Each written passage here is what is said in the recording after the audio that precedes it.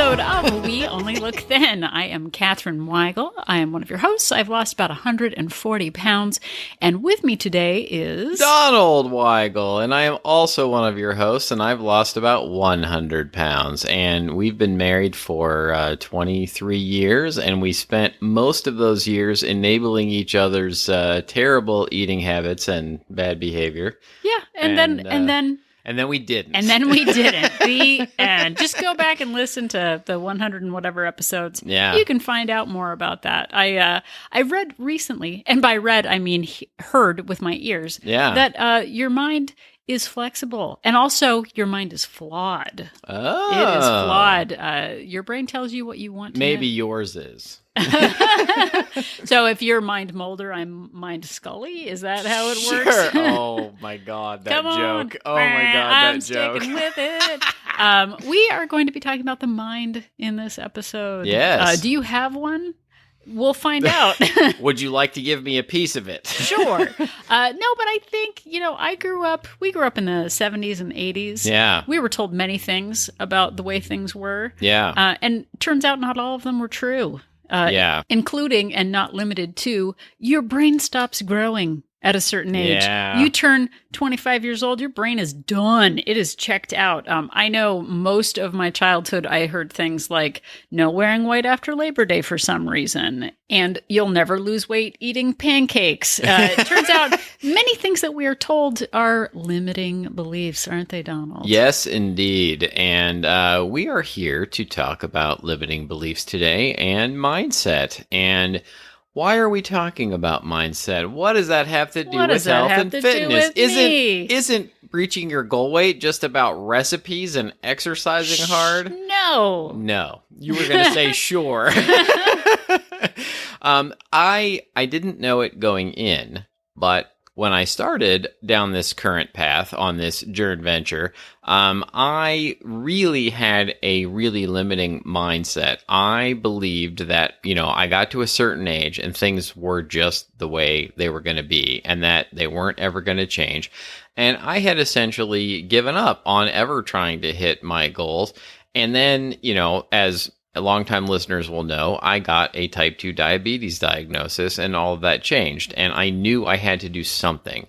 And it's not that I immediately developed a growth mindset from the beginning, but that over the course of losing 100 pounds and hitting my goal weight and now maintaining it for, 3.5 years, something like that, I have really developed a growth mindset. And I really believe that even at my age, my ripe old age of 51, I really can do anything if I'm willing to put in the work. Yeah. So in talking about a limited mindset and a growth mindset, I know we have done episodes on this before, but I think it really plays into, and it's worth repeating because we forget it too. Yeah. That having a growth mindset truly matters in this weight loss journey venture. I think for 41 years, I actually wanted to believe that there was something wrong with me. I wanted to believe that no plan would work for me, that it was my lot in life, that it was my heritage, that it was my 23andMe, whatever, that I was just broken and beyond fixing, which made it okay for me to overeat and made it okay for me to just discard my health. And it turns out, and it's kind of hard to reckon with, but we have an opportunity to learn and grow. And that's scary because that makes us take responsibility for our actions, which is kind of a bummer. Yeah, it's a super bummer. It's much easier. And it may sound crazy and it may sound foreign. And you may be saying to yourself, well, I would never do that. But, really look at yourself and your actions, and you may find that you're doing it too. It's much easier if you lie to yourself and say, there's nothing I can do about it, and you throw up your hands, and then you don't have to do anything, and that's a whole lot less work, but then the problem persists, and it can get worse, and that's what we're here to talk about, is really recognizing when you're talking yourself into having these limited beliefs. And then next week, we're going to talk about how to foster a growth mindset. Yeah, so in this episode, I know there are a lot of ideas that we come up with that are not backed up by science or learning or knowledge. Right. But in this case, Donald actually found an article. So this isn't, you're not hearing from Catherine and Donald Michael. Right. You're hearing from actual people who know things, and we're just the conduits. We're just the middlemen. I was actually trying to look for some helpful aids for another episode, and I sort of stumbled across this article. And the article is entitled "From Fixed Mindset to Growth Mindset: The Complete Guide." And it's written... Snooze. Wow, that's a fun read. I know, and like for me, I was like all excited about it. I was like, "Oh, that sounds like my cup of tea." And it's written by Anne Laurie Lecomte, and I've probably mispronounced that, but I will link to it in the show notes, and then you can read it and pronounce it in your own brain the way you think it should be. Which is why we come up with very clever titles for our podcast. I like to imagine that people really get a kick out of the interesting titles that we come up with, which is very exciting. That's mostly why we podcast, is for clever titles, not From Fixed Mindset to Growth Mindset. A complete guide. Snooze! Please don't fall asleep while you're driving. Yes, indeed. Oh, but I just remembered you wanted me to talk about something that happened at work. Donald has a growth mindset. So this is an on-the-ground live way that we have actually changed. And Donald had an experience. This is a food talk, so if you want to skip ahead a minute, you can do that. But Donald had another experience at his actual work job that related to food and delicious food. Yeah, and it's funny. I generally, people may know this if they've listened to the show for a while, but I generally take all of my food to work, even though there is free food available to me basically whenever I want it. But I know that if I eat the free food that's there, I'm going to go right back up the scale. And I had also made a promise to myself that I wasn't going to engage in any indulgences until Labor Day. Actually, you're probably going to hear this episode after Labor Day, but when we record it, Labor Day hasn't happened yet. And they decided to bring in, as a thank you to the crew, the director and the writer of the episode decided to bring in a beignet truck. Just a truck, just a bucket of beignet, like when you're driving down the road and you see just a truck full of apples going to wherever apples go. Yeah, just beignet, just stacked as they pick them from the beignet tree. They pull it up to the stage, the back drops open and beignets just pour out the back. Oh my gosh, I am down for that. Just a powdered sugar blur. Yeah. And you just like sit at the end of the lift gate and wait for them to just tumble pour all out. over you. Yeah, just tumble over you. You're like a cartoon, like just, you have your mouth open and a beignet just keeps falling in. So yeah. Anyway, so I had a discussion with Catherine about this ahead of time, and I said, can I have one beignet? And because it was going to be in the morning. Yeah, Donald was like, just a beignet. Can I work it into my planning? Just one. So this is the part where you asked me what I said. And what did you say? I said no. Yeah. You can't. No. Well, we basically, what I am dubbing Sumspringa 2021. Yeah. I had a little bit of a Rumspringa that happened in the summer, so it's Sumspringa, but ate a lot of food, made a lot of excuses. So Donald came up with a decree that we would not have indulgences in August. Did not decree. You had to do it the too. Edict but of Donald. I just said I wasn't going Royal decree. There was to a have trumpet. any indulgences until Labor Hear Day. ye, hear ye. Exactly. I am King Decree. And Sure. all must listen. If it was that easy to get you to listen to me. No, but I like external accountability. Yeah, And Donald it's said, true. let's You simmer do. it down for August, build it back up for Labor Day. But I have learned that even though I do work indulgences into my life, I know having sugar in the morning is a really bad idea. Like once I open the floodgates to that, I'm sort of, it's really hard Or the for beignet me. truck gates. Yeah, it's off to the races on that. So I did, in fact, abstain from having any Clap, clap, beignets, clap, clap, even clap. though I did walk up to the truck and look to see what they had. Yeah, they were making them like on the truck. It's crazy. They were just fresh and right there. And now I should stop talking about food. But I think that this ties into a growth mindset. See, I'm making it all fit in there. I appreciate in that. the past, I would be like, when am I ever going to get a beignet again? What it's free. My love language is food and gifts, and it's free Right. food. I'm saving money by eating beignet. I won't have to eat later. But we know where food rewards get us, and when we have those spontaneous food opportunities, we act on them, and then we generally regret them. And having a growth mindset means like, hey, One, I made a promise to myself in the past I would not have snacks. I know myself well enough not to have them. We have a planned indulgence tomorrow, sort of, that we're doing.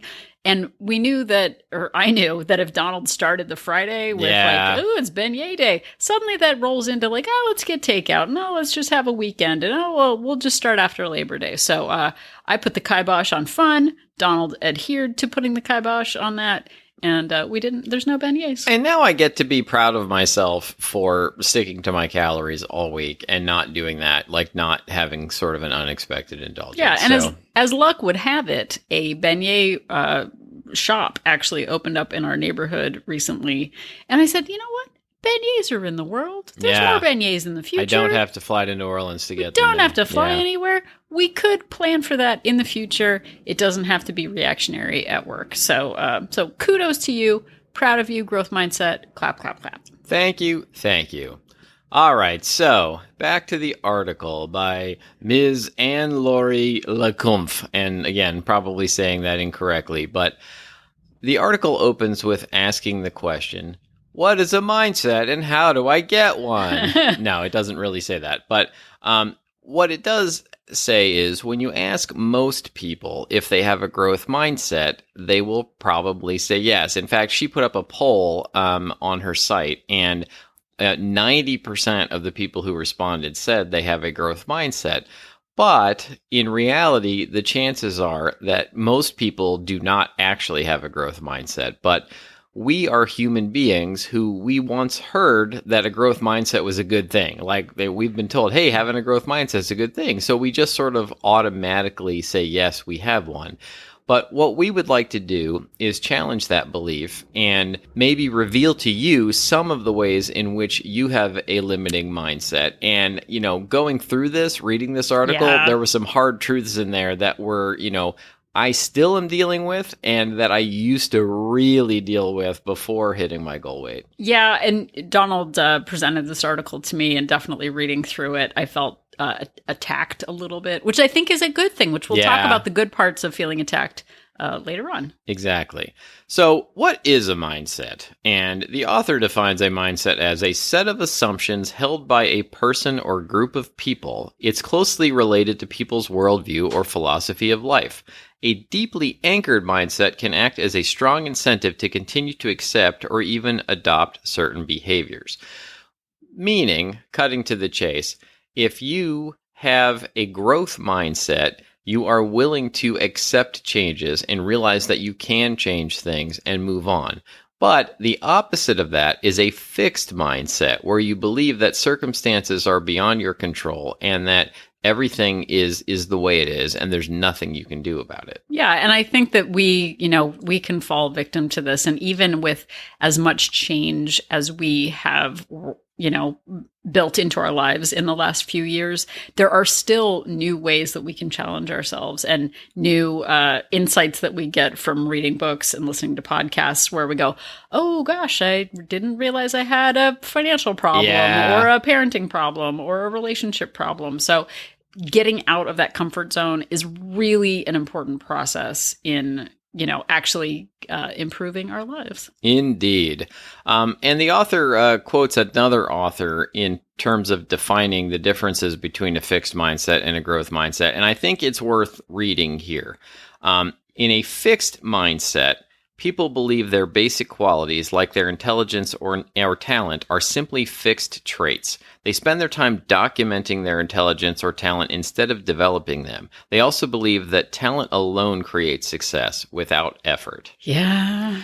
And then in a growth mindset, people believe that their most basic abilities can be developed through dedication and hard work.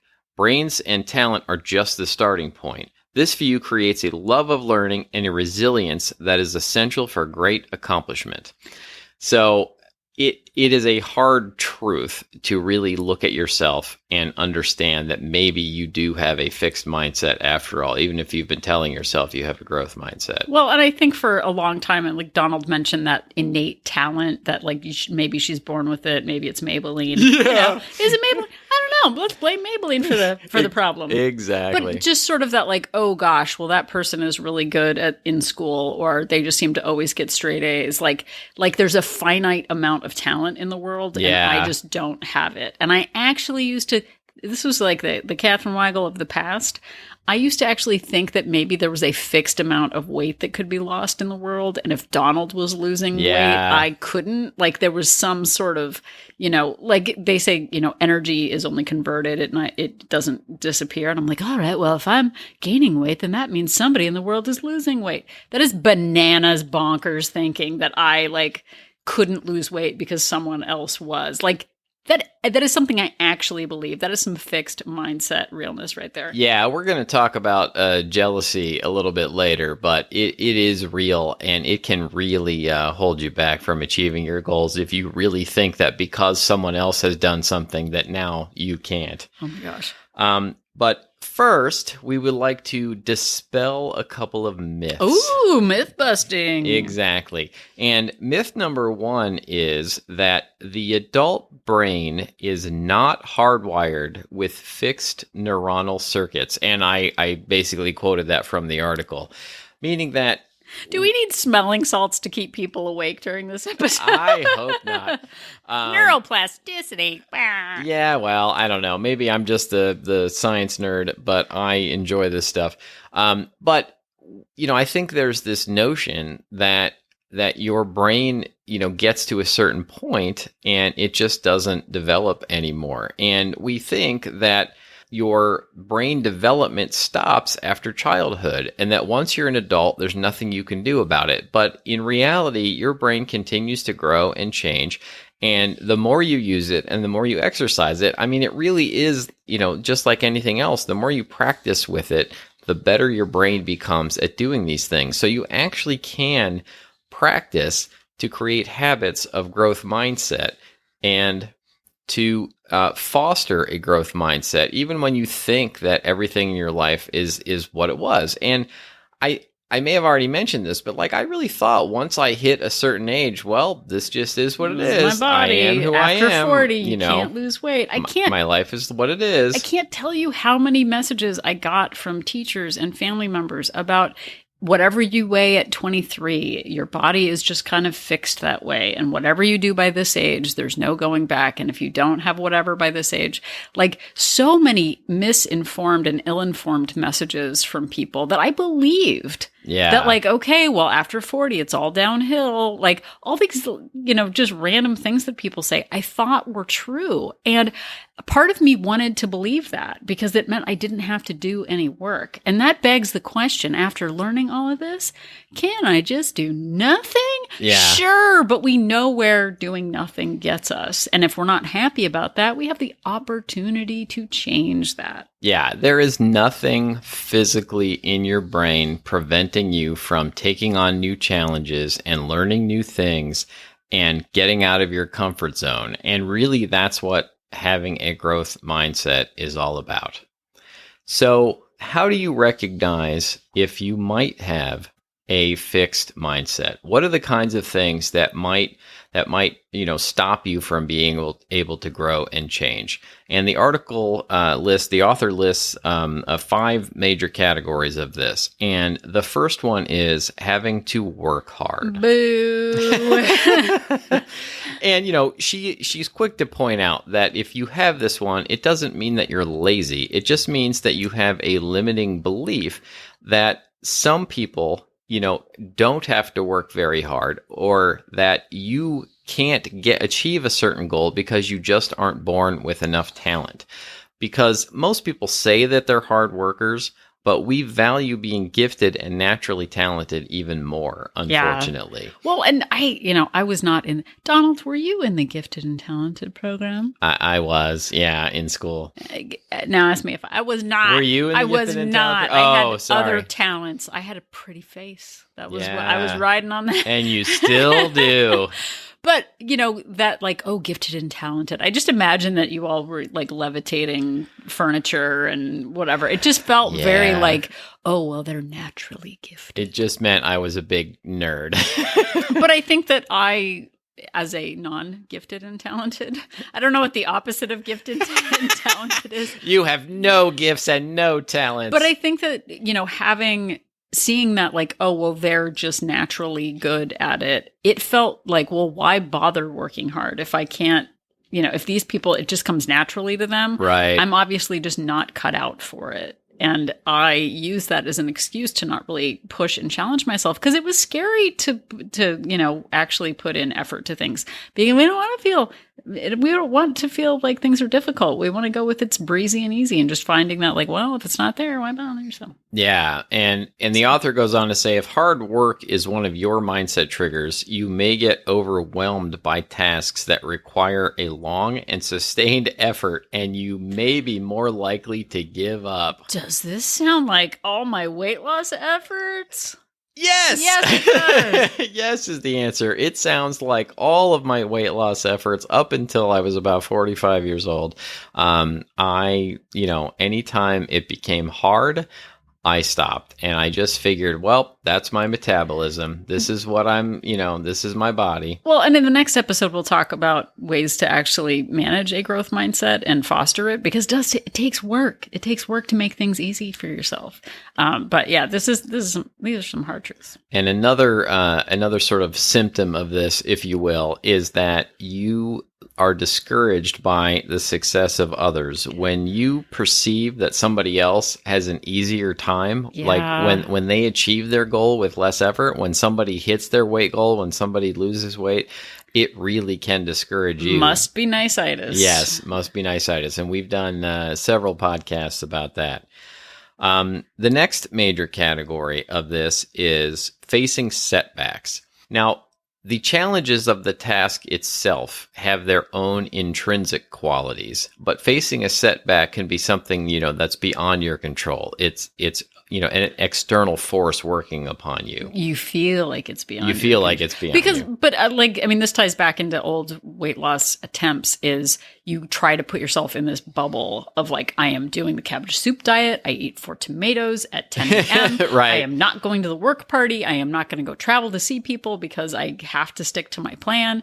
And so that ties into the facing setbacks like cake. Yeah, exactly, like cake. So you're on your plan and you're hardcore and you're eye of the tiger, and then you go to work and your boss is celebrating a birthday and you just feel completely obligated to have a slice of cake. Or a slice of beignet. Do you slice beignet? I don't think you do. I think you just pop it in your mouth. I think so too, but I won't know because I didn't have one. Right. So you have that, and if you have a growth mindset, you go, well, this is just one slice of cake. I can move past it. I can get right back on my plan. I can keep going. I have the rest of my life to do this.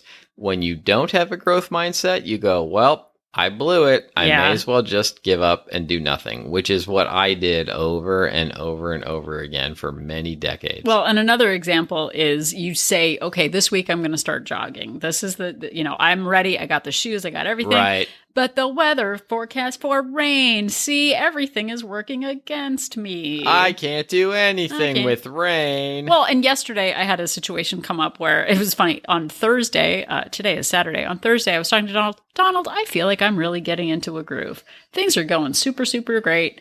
I'm feeling like I'm getting into it. And then Friday, there was a family emergency that I had to take care of and totally threw my day off. But guess what? I was like, this is what life is. Life is challenges. This was an emotional beignet truck backing up a negative bad beignet truck, like the opposite, maybe a bucket of trash, dump truck. But like, instead of being like, see, I'll never get this right, nothing ever goes my way, I was like, this is what life is. This happens. And it was totally neutral. It was fine. Yeah. If you have a fixed mindset and this is one of your triggers, you will view these things not just as a setback, but a roadblock. Yeah. And it can become impossible to get around. At least in your mind, it can become impossible to get around. But I think that is a really big thing. It's sort of that, it's a comma, not a period. It's a pause. It's not a stop. Yeah. All of those road signal things, I think, actually really play into this. Because if we give up at the first sign of a challenge, like, what story is that? Like, well, this was the day I gave up. Something came up with our daughter at school, so I guess I'm not going to lose weight now. Like, that's not how the success story goes. photos. Yeah, exactly.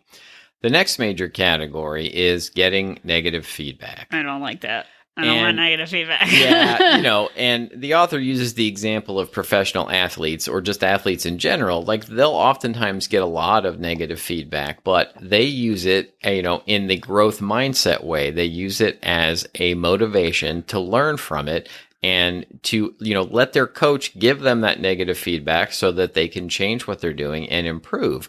But many of us, we get that negative feedback and it's an excuse to give up. And we just decide, not to keep going. Well, I was a professional photographer for a few years and got a lot of really great feedback. Clients were really happy with my work. And then I did an event for someone. I was super happy with the results. Didn't hear any feedback at all for a few weeks. And then when they finally gave me the feedback, it was that my photos were terrible. Out of, dozens and dozens of clients, one client didn't like my work. Yeah. And I seriously almost quit photography forever and ever as proof that I was a garbage person with no talent because of one setback. It was very difficult for me to take that feedback and adjust and learn and grow from it and realize that I'm not going to be everybody's cup of tea.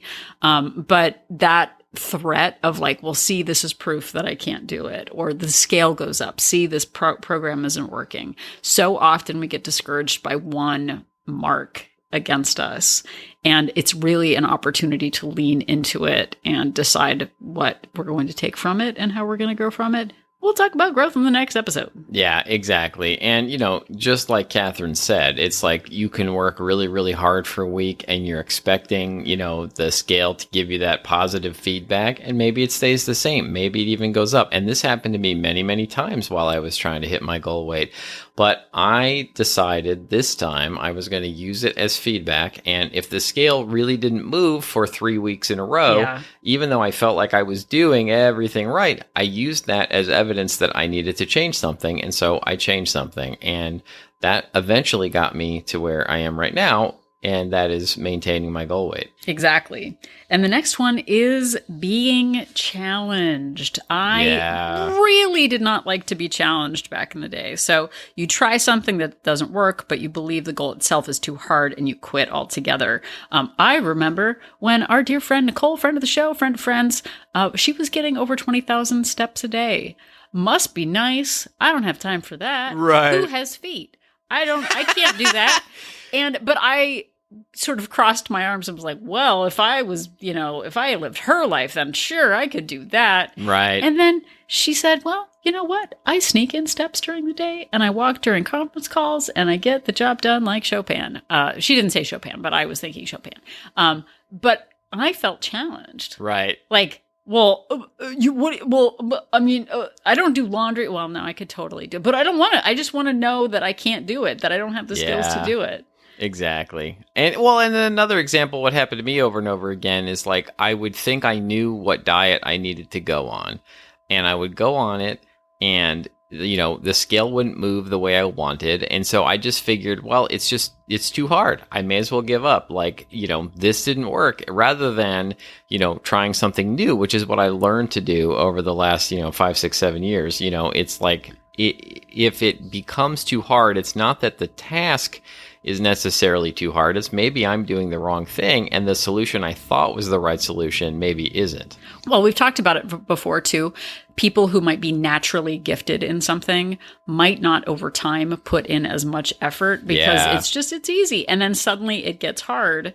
And then it's like, well, what happened? Where did my mojo go? And it's when things get difficult that we have the opportunity, like I said, to lean in and really work on it. And it feels hard to put in effort. We want things to be easy for us. And the real grit and the real progress is made when we actually put in more effort. And the final category that the author brings up is seeing success in others. Bummer. And this is the jealousy that we mentioned earlier. And if you see the success in others and it makes you think that you can't do it too, or must be nice, then perhaps this is a mindset trigger for you. And the author gives a good example of this. When she was earlier in her career, she would see people who were more successful than her or had better positions than her. And she didn't understand, or she would just be jealous and not realize, like, why do they have these better positions than me? I'm just as good at this as they are. But over time, she realized that those people had actually put in the effort and the time and had been doing it longer than her. And so they were reaping the rewards of that sustained effort over time. And I know I fell victim to this all the time in terms of losing weight and achieving my health goals. I would see somebody else who just was having all of this success and it seemed so easy for them. And I wondered, like, what's wrong with me? Like, why can't I do it? And so I would just give up and stop trying. Yeah, and eat about it. And eat about it. All this exactly. comes back to eating about it. I was very negative and judgmental of other people and must be nice. And I made myself a victim of my life. We were just talking about this in Wolt Place, We Only Look Thin Place, our online accountability group, about how we sort of become the victims of our lives and that is a choice. We all face difficulties and setbacks and challenges, but eating about it is not the way to go. But it's what I did for years because I just thought that that's the only option that I had, that I was sort of broken. But that mindset thing of just being jealous of other people really sets us back and puts us in a victim mentality. Instead of being inspired by others, we use it as a threat against ourselves. Like they're doing it at us. Like Nicole was not walking at me. She was taking care of herself. And I think that those times when we are jealous are a really good opportunity to see what we might be passionate about because we feel threatened. Like, oh, well, Nicole can do it.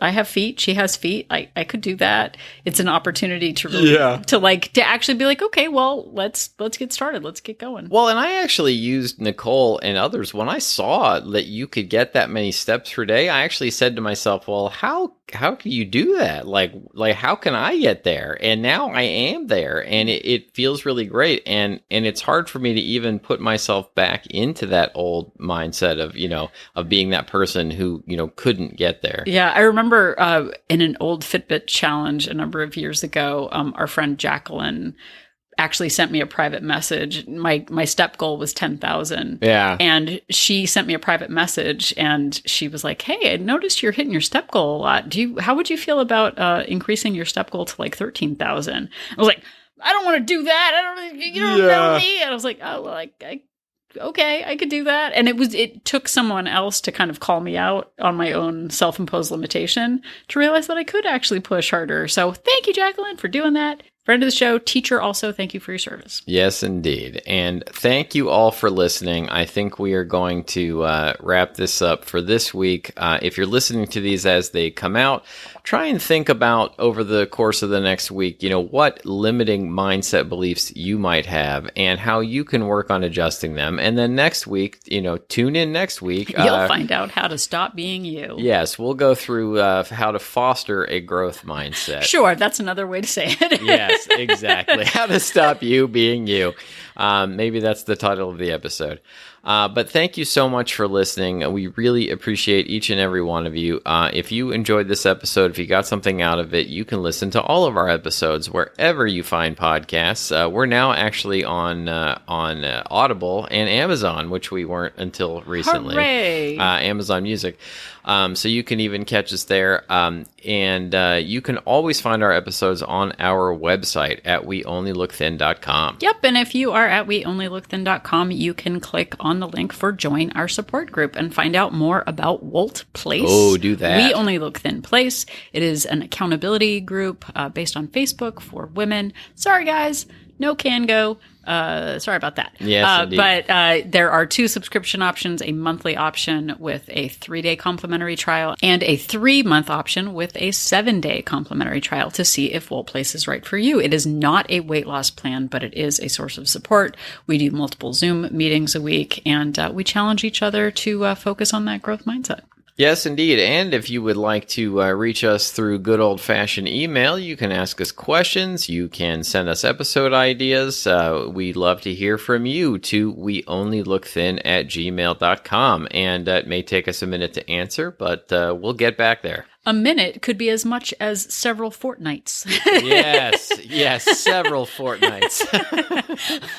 Our daughter, anyway, never mind. We make a fortnight joke all the time. And you can also connect with us on the socials. We don't have a TikTok yet, but you can reach us. I don't know. I think I'm too old. I'm too old for the TikToks. And by the time I get to it, the kids are going to be on like glurm.com or some other thing. My impression of TikTok is you either have to like know a dance or you have to like make all kinds of like faces at the camera while you're pointing at snarky slogans or something. I can't do it. But you can find us on Instagram, Twitter, and Facebook at We Only Look Thin. Yep. And if you have a couple of spare minutes, if you could head over to Apple Podcast and leave us a rating and review, we would really appreciate it. We got an amazing one recently. Recently, we received a rating and a review from someone who actually was able to succeed at a quiz night game because they knew about NEAT and thermogenesis. They came up with that word. So we're changing lives, winning quiz pub crawls. We're very excited about it. So you never know what information is going to come in handy when you listen to Walt. Yes, indeed. And if you don't want to do any of those things we just mentioned, maybe I just do nothing. Maybe you could just mention to the show to somebody that you think might enjoy it. Maybe just in conversation, you could be like, I was listening to this really good podcast the other day that talked about that. And, maybe pass along the name of it to somebody who might like the show. We would really appreciate it. Word of mouth is one of the best ways that people find out about us. So if you are still passive-aggressively annoyed at all the kids who were in the GATE program like me, sneering at kids like Donald, just remember that Donald and I are a gifted and talented inspiration. Asian. I'm jealous.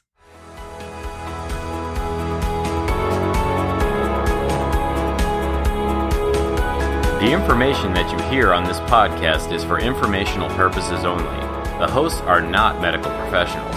You should always consult with your doctor, nurse, or other certified health professional before beginning any diet or fitness program.